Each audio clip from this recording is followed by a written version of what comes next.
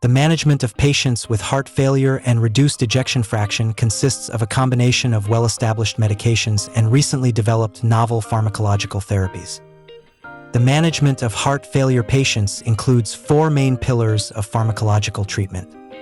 The latest clinical evidence shows that patients with heart failure should receive these medications all at once.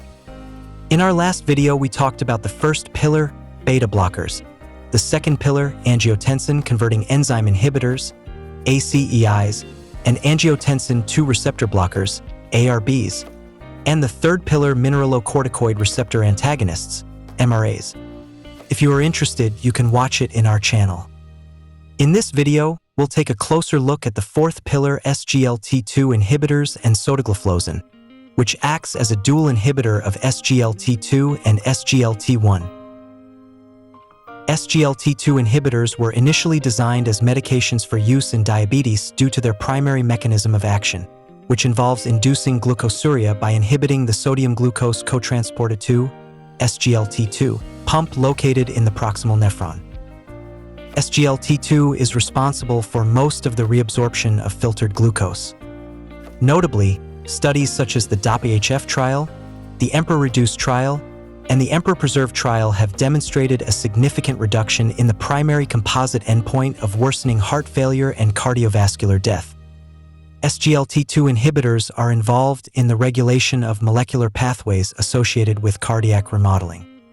These pathways include cardiac hypertrophy, cardiac fibrosis, inflammation, apoptosis, autophagy, ferroptosis, oxidative stress, and energy metabolism.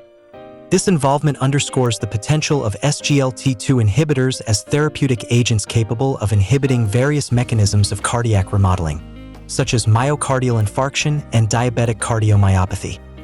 Empagliflozin and dapagliflozin, both SGLT2 inhibitors, are guideline recommended for the treatment of heart failure by the European Heart Failure Association, the American Heart Association, the American College of Cardiology, and the Heart Failure Society of America.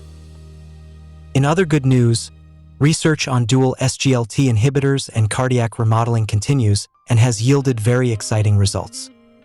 Sotagliflozin, a novel inhibitor of both sodium-glucose cotransporter SGLT1 and SGLT2, received approval from the FDA on May 26, 2023.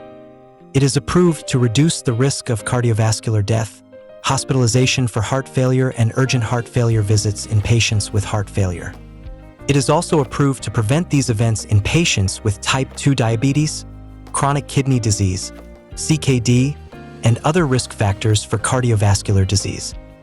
Researchers anticipate a distinct role for sotagliflozin, particularly because of additional aspects of the drug's performance in trials that appear to give it an advantage over dapagliflozin and empagliflozin.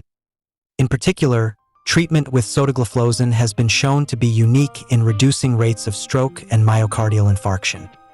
In addition, there is evidence that sotagliflozin can lower HbA1c levels in patients with type 2 diabetes and an estimated glomerular filtration rate below 30 milliliters per minute per 1.73 square meters, likely due to its inhibition of SGLT1 in the gut, which reduces intestinal glucose absorption.